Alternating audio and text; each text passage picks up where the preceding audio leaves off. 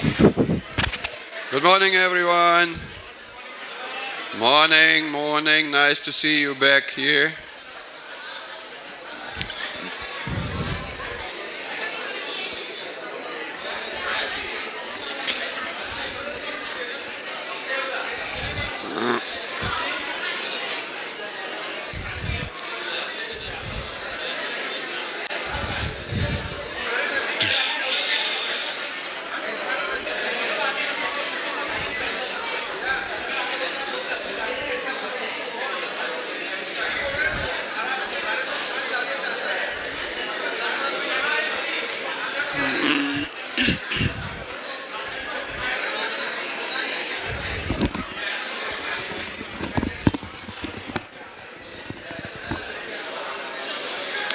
All right, guys, just give me a minute of your attention, please. Good morning, everyone. Thank you for joining again. All right, so I guess there will be still some of you joining in the process, but what you can still use a minute or two to talk to each other and to decide who will be talking today about your reflections on the yesterday's discussions. All right? The way you do it, your way, it could be like, as I say, representing DLSS, representing district sports coaching centers, and representing academies, either way. Or you go territorial, whoever from whatever academy or DLSS. But I need to have a feedback from you, at least 2 or 3 of you, various options, so that then we go ahead with today's topic. And today's before lunch 2 topics, we are going into more or less something like case studies, right? It won't be much of a science, but it will be a, so to say, a cluster of problems and how we can actually tackle that cluster and how we can make it actually work for our best interest. So take your 2 minutes time, decide and appoint your speakers, please. And suddenly now you are quiet. Ha ha ha. I need 3 speakers minimum. Think about it. 2 minutes time, 3 speakers.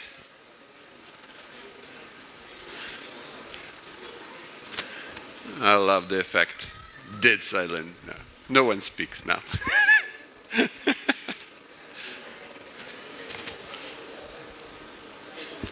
Discuss, decide.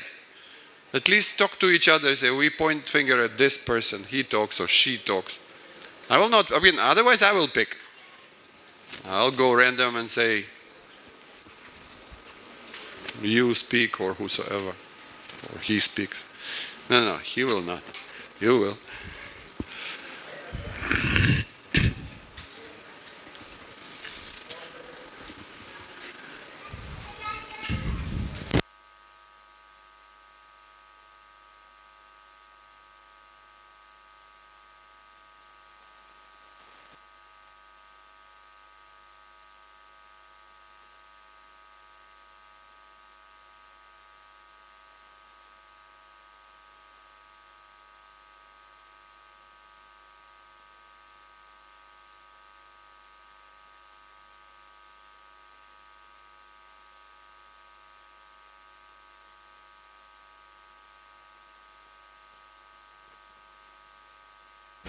Okay?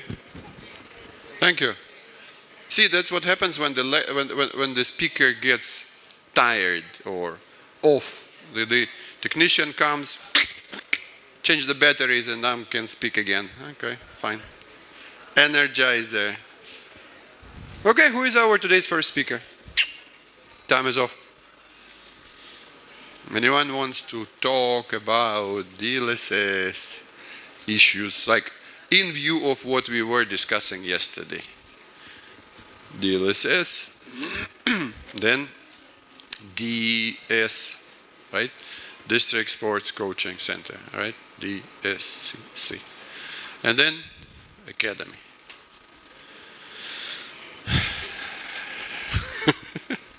Okay.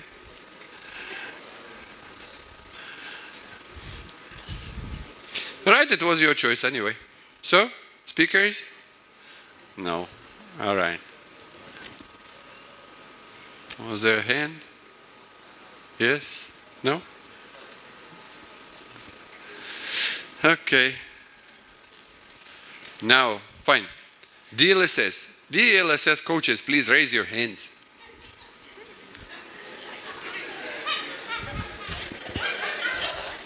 Nice. Okay. Keep it up there. Okay. I remember you. I'm not asking you to speak. You can speak. I know that. Okay. Once again, please. No. Excused. Okay. No. This side. Okay. Back to this wing. DLSS. 1, 2, 3, 4, 5. Yes, please. No offense, nothing personal. You are the first speaker. All right, so do we have a mic?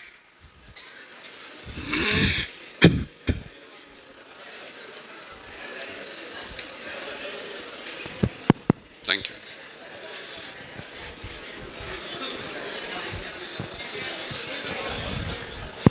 See, the choice is simple in a way.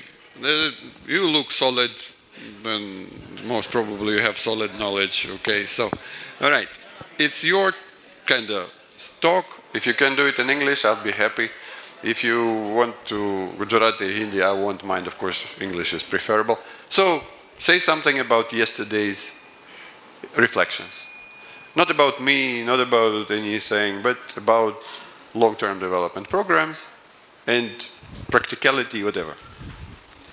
कल का session काफ़ी अच्छा रहा जिसमें इन्होंने बताया कि जो हम ट्रेनिंग दे रहे हैं ये बच्चों के लिए अच्छा भी है और बुरा भी है। बुरा इस कंडीशन में है कि अगर उसको सूट करता है तो उसको कंटिन्यू नहीं करना चाहिए प्रोग्राम। अगर वो प्रोग्राम उसको अच्छा कर रहा है, मतलब लोड ले रहा है अच्छा बच्चा, तो उसको कंटिन्यू करना चाहिए। इस पे इन्होंने काफ़ी चर्चा की जो कि हमको समझना चाहिए। अमूमन क्या होता है कि हम ट्रेनिंग तो देते रहते हैं कंटिन्यूअस, लेकिन कई बार ऐसा होता है कि बच्चों पे उसका जो है प्रभाव अच्छा नहीं पड़ता है और कंटिन्यू रखते रहते हैं, जिसके वजह से एथलीट जो है बर्न आउट हो जाता है।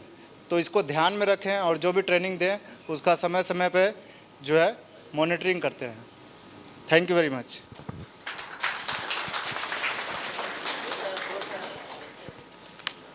Okay, whatever was mentioned, perhaps I have to agree, thank you. I will request then someone to give a bit of feedback to me. All right, thank you. DLSS, safe now for a while. All right. The next round is District Sports Coaching Centers. Raise your hands, please. DSC1, just 1, 2, 3. More. 1, 2, 3, 1, 2, 3. Okay. To avoid, future,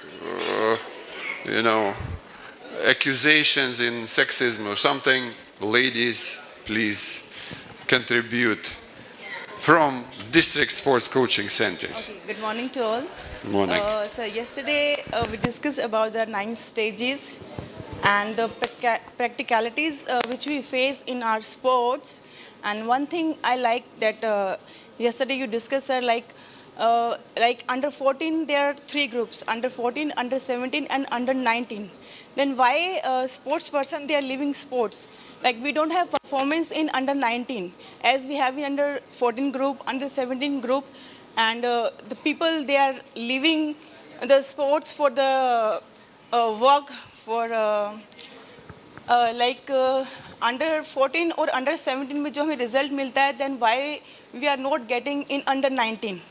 जो circle आपने समझाया वो चीज़ मुझे बहुत अच्छी लगी कि उस चीज़ को हमें ध्यान में रखना चाहिए. लाइक हम जो भी अपना शेड्यूल बनाते हैं स्पोर्ट्स पर्सन के लिए, सो उसमें चेंजेस होने चाहिए कि हमें क्यों आगे जाके परफॉर्मेंस नहीं मिल रहा है. एंड स्पोर्ट्स पर्सन एक जॉब के लिए जो अपना फील्ड छोड़ के चले जाते हैं, that is also what you told yesterday, that was very informative. Thank you. Thank you very much. Thank you.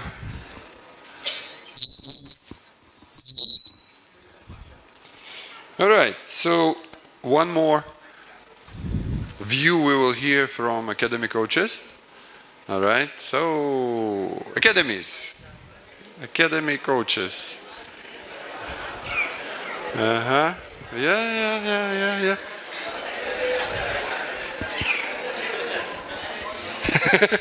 I know your thoughts, that's fine, okay. All right, it's Nadiad, I know Nadiad. Ah, Roshan, hi, good to see you. Okay, you want to talk? No, you do. Okay, please.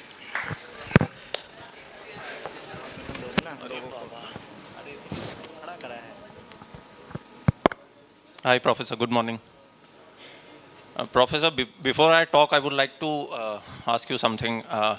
Like yesterday, we had a discussion about so many people who proposed different plans.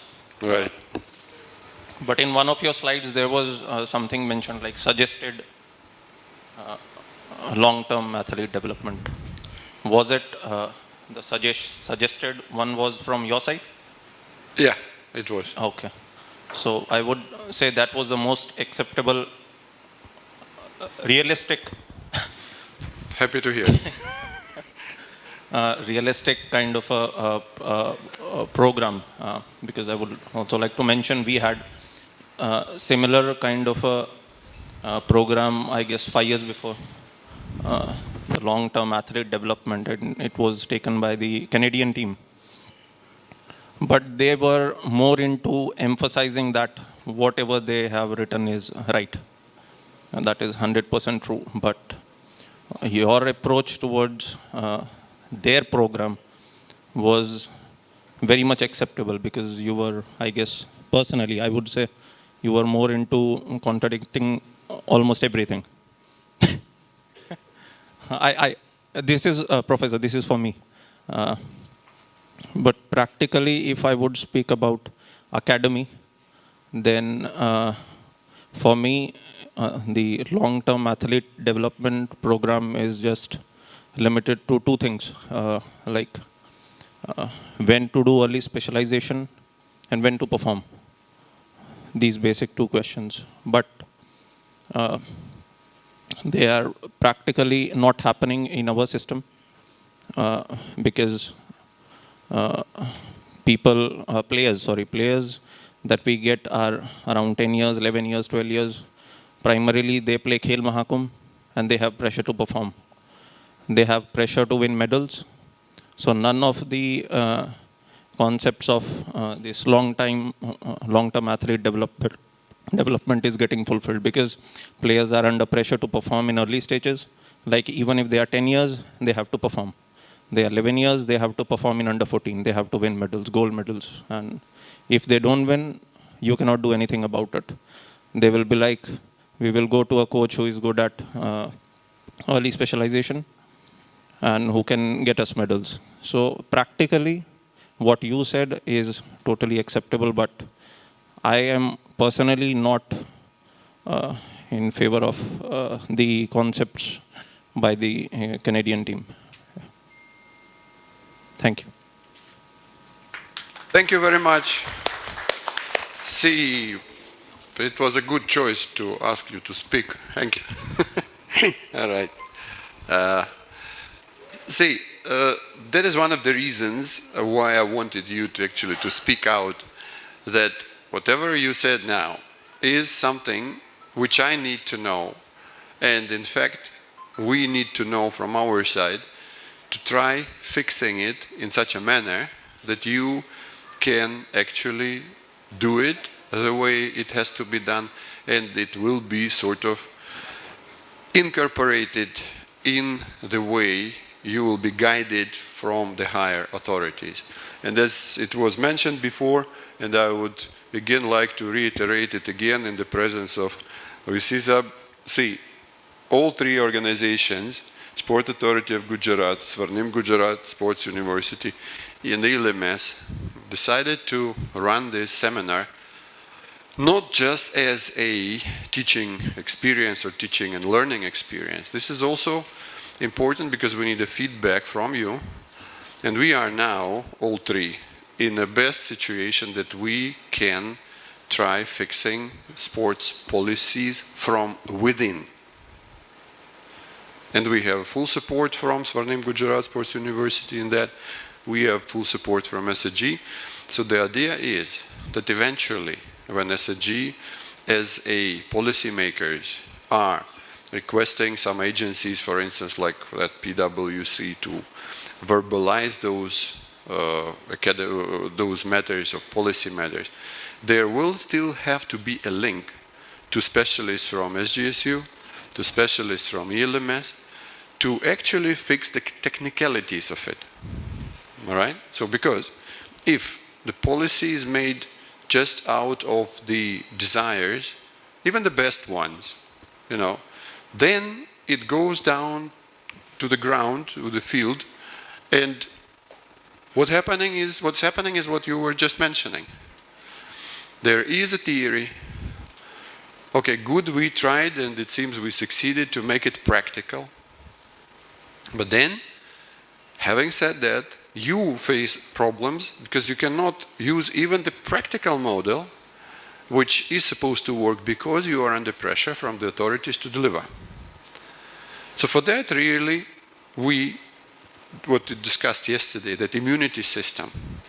So it's not our shield and our protection that we have to protect ourselves from the higher authorities. No, it's actually a working model of what we need to explain to them and to kind of prove that it works.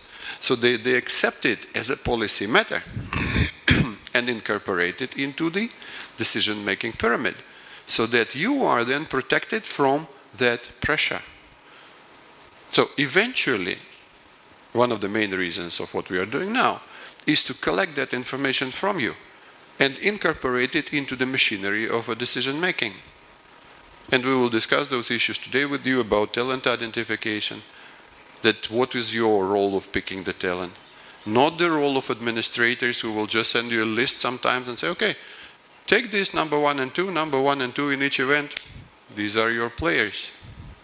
And then you, after a while, scratch your head and say, there is no potential in those winners, because they're winning at under 12, and then their advantages fade. And someone else who had a better potential cannot be accepted in the academy because at 12 he was not a medal winner or she was not a medal winner, which most probably is, of course, not her or his fault.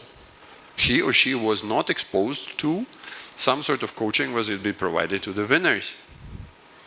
And we cannot kind of accept it in a way. We have to dig into other issues, and that will be discussed today in kind of case studies. I will show you one by one, age group by age group.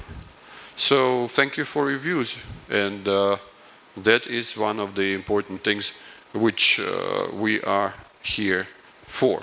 And using the occasion of Professor presence here, would you like to say a few words? Okay. Today I came only for the photo session. All right. Thank you. All right.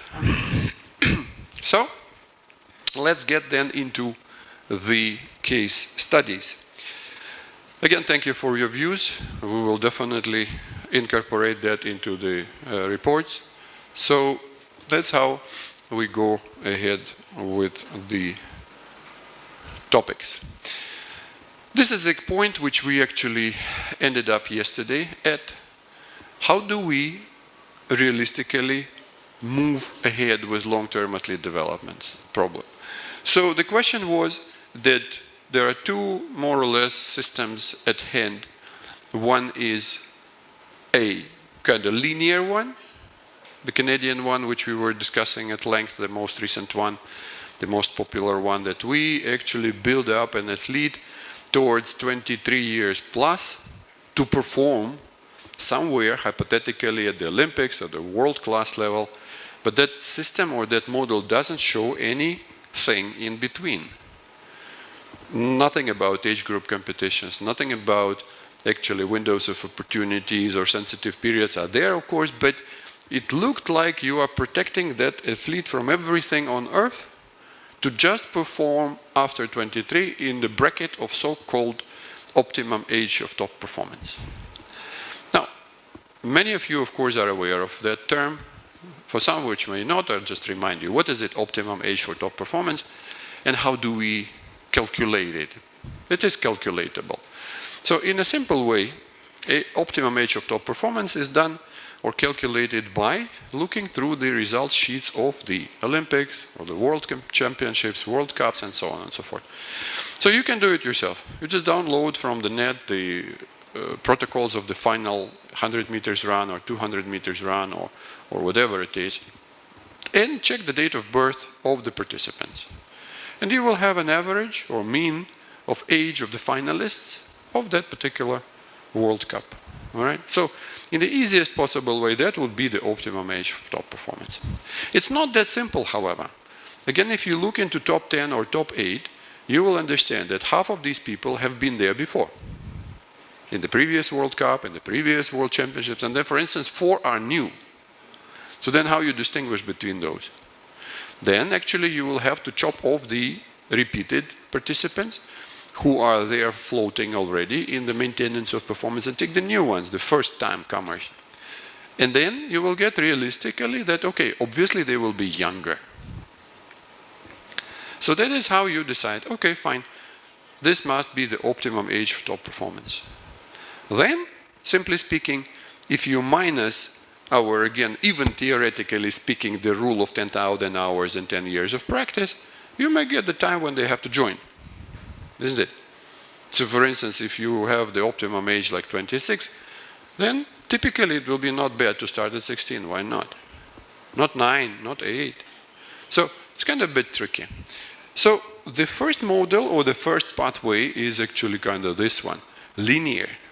However, the one which we were discussing and which I worked out based on the Nadiad Academy experiences and so on and so forth, and of course the previous experience of mine, it looks like more or less spiral.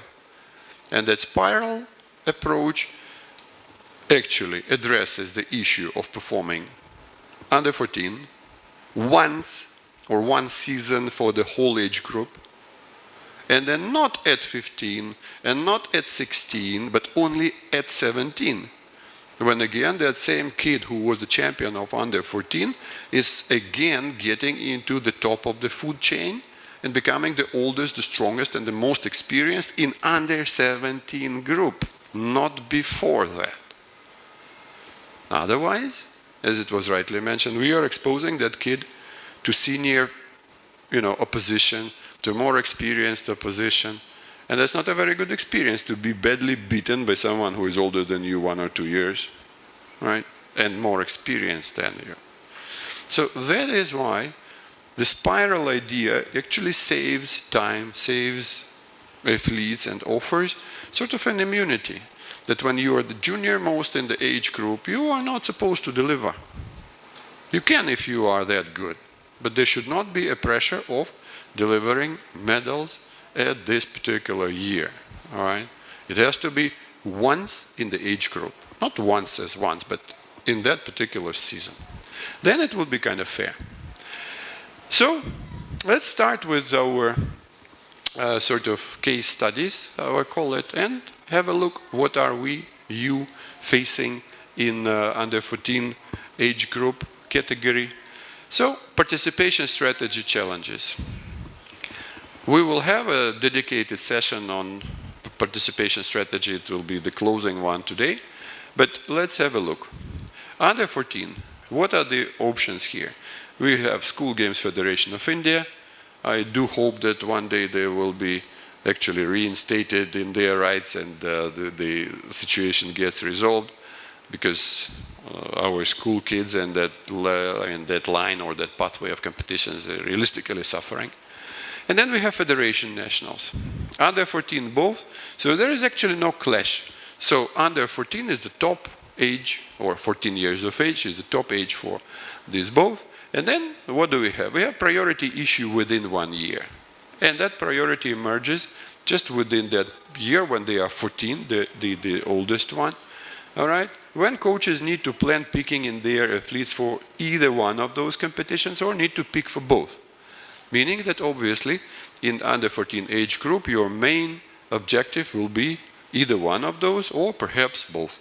Then you are in a way in hands of the higher authorities which are actually in charge of planning.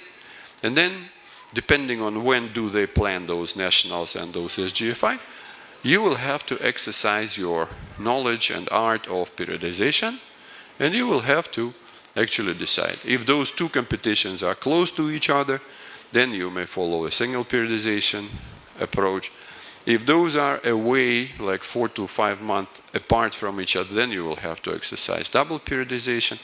And then obviously you will have to think of exposure, training exposure, competition exposure, and then you will have to pick them, again, depending on the bigger picture, either once a season or twice at this particular year.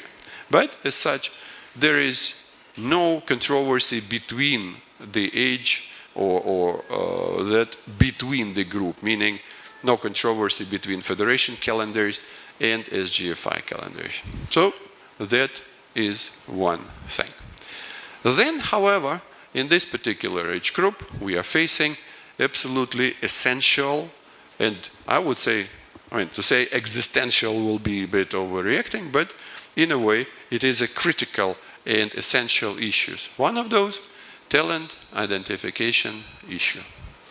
The one which has been touched one way or another already, but now we are reaching that point that we need your contribution.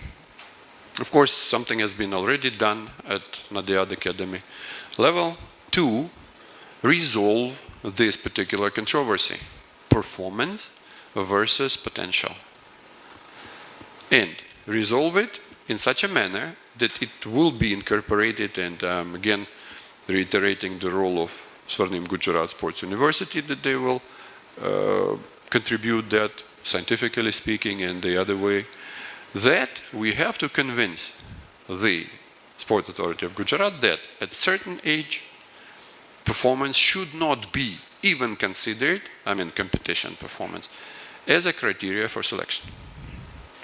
If you look from the top to the bottom and say, okay, under 23, I'll say 100% performance related selection. The one who's performing, the one we are looking for. Under 21, 90%. Under 19, about 70% importance of performance. There are still some other issues which have to be looked into as 30%. Under 17, kind of 50-50. Under 14, the role of performance goes down and down and down. And if you ask me, I would say in under 14 age group, the importance of competition performance should roughly be about 30 to 40%, not more than that. Under 12, even less. Because the degree of error or a mistake which we can commit just picking someone who is performing at 12 is really huge. And that is why we have to explain and put it in black and white that, if under 12, performance only takes about 20% of importance, what are the other 80% of variables or aspects which we, in fact, have to take care of? And that's what is known and termed here as potential. At under 12, at under 14, and under 17, potential is more important. Okay, under 17, perhaps 50-50. Under 12, under 14, potential is way more important than performance. So the next one, and of course we will go one by one into those things. Early specialization issue. Quick medals. Absolutely. Bullseye, like it was mentioned today. The pressure is there, medals, medals, medals. That is one of the reasons we have to actually avoid it. And we have to reduce that pressure and make it somehow manageable. So that you will not, or supposed to be not, pressurized every year to develop. And of course it will be difficult for you to explain that, okay, if this year I got medals in under 14 category, why I'm not having those medals next year? Simple reason, just as discussed. In the next age group next year, your previously under 14 declared champion is the youngest, the weakest, the most kind of vulnerable kid in the higher age group. Suppose there's supposed to be a gap, and that gap is explainable. Not just someone say, hey, there was a medal last year, why it is not happening this year? Because the kid has changed the age group. And it's not going to happen next year as well, because the next will be a build-up year. Change weight category, put on weight, develop muscularity, develop everything, get them ready to perform, not every year, but in 2 years gap. Then you are off the hook, and if it is in the policy, you are safe, everyone is happy. Dose response,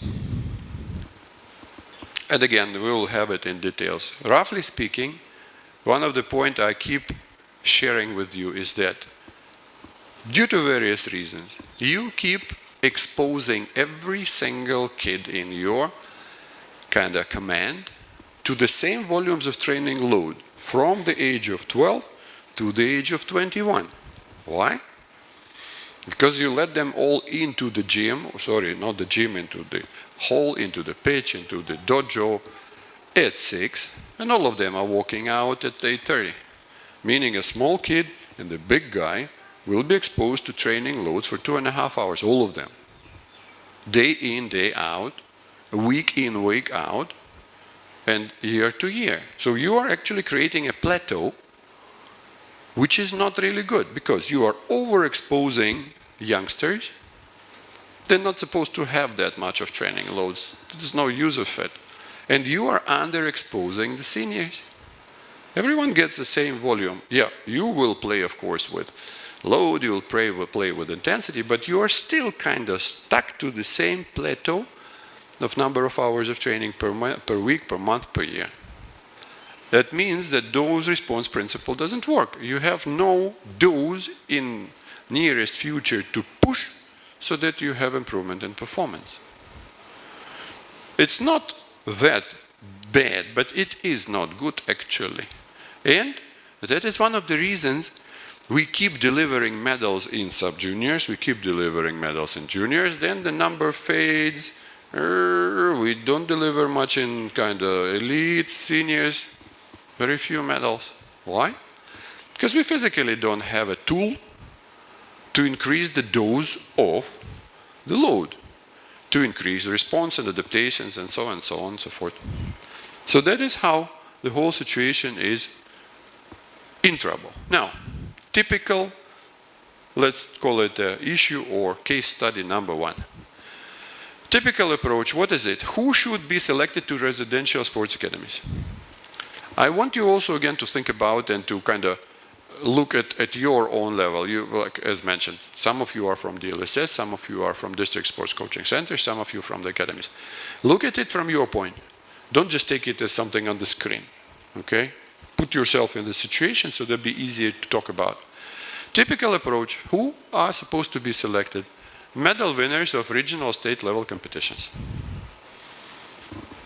Typical approach, a policy matters, which we hope we can change. So, but now, if that is under 23, under 21, again, as I said, no issue. The best performers, yes, everything has been done. Now they are performing. The younger they are, the less has to be the influence of this criteria. But again, time and again, we are facing the situation when coaches, when we have confidential discussions with them, then coaches say, look, we are getting kind of listed kids and listed athletes who we should train and continue, and they have very limited potential. We say, okay, why don't you then pick whatever you want or whosoever you want? And they say, we cannot do that. Our hands are tied. There is a policy issue, there is a kind of approach by CSG and by everyone, and the parents, of course, including it. And the parent is also within his or her right, is free to knock the door and ask, my kid is a runner-up in that competition, why is he or she not actually admitted to the academy? And you instead took someone who finished 4th or 5th. How would you explain that? And basically, I can understand, like, parents are now smiling, you are parents, of course. Although you are coaches, you will understand the issue, but at the same time, how is it my kid is a winner and he is not in the academy? That is how we actually have to look into the deeper things, concerns. What is it? Are they best bet in the long-term run, or possibly just the best trained at a moment? All right? And quite often it is that way. And I will say one thing now, which I think you understand, but we don't have SAG in the representatives here. But see, it's not about criticism, but it's about logic, right? Remember when we had a great gathering here with the minister, and he was asking questions. Okay, raise hands who is from DLSS or who has been selected through Kel Mahakum. And almost everyone has been selected from Kel Mahakum, right? Is it good? Yes, it is. Does it mean that the selection methodology which has been used is correct? Not necessarily. They are from Kel Mahakum, true. They are perhaps medal winners 1 and 2. They are here. Obviously they are here. But does it mean that they will keep delivering the medals on the later stage? Not necessarily. It's not an error or mistake of selection. It's actually the procedural mechanism. Who knows if you have picked, okay, you may well disagree with me, like, okay, you didn't pick. You followed the policy matter or a line of selection. If you were allowed to deviate and use your own criteria for selection, possibly you will have better medal count. And they will still be from Kel Mahakum. And they will still raise the hands, they are from Kel Mahakum, correct. But the trick is, again, in the detailing on how you actually approach that. So that is why we need to have an instrument, or to offer you an instrument and protect that instrument in front of SAG or other authorities, that you can use it. And then you will choose performance or potential. We are not writing off the performance completely. Of course we cannot do that, and we shouldn't do that. So that is why we need to address it, and I will show you what is the approach has been developed. Solution. What is the solution to this problem? Okay, it's non-typical. If you don't have 2 in 1, pick potential over performance. I hope you agree with me here. Particularly, I repeat, we are now talking under 14. The same statement will not be true for under 18, and the same statement will not be true for under 21. Only here, because in the other age groups, there'll be other issues. So don't please take it as an umbrella thing for every age group. Not at all. So if you have an option, you rather pick potential. Conflict, you're getting into the conflict. So that is why administrators may not let coaches actually to do so.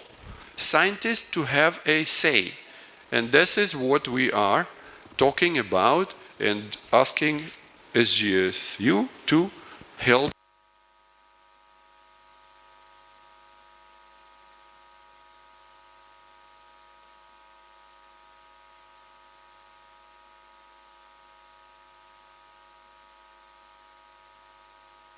This is what is one of the objectives of the seminar. So please speak out. Don't sit like that. You are not here just to listen what I'm telling about. Come on. It's your turn to talk, to deliver your thoughts, to deliver the ideas. Then it's our job to make it happen. And then it's a win-win situation. And there is a good news from our side for you guys. It's a break.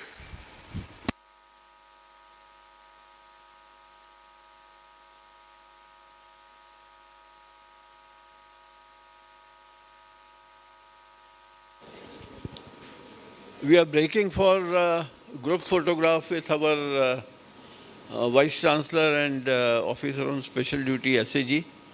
And after that, we'll again assemble here for further to start our session. So let's go downstairs for photograph. So we all have a group photograph with our dignitary. Please.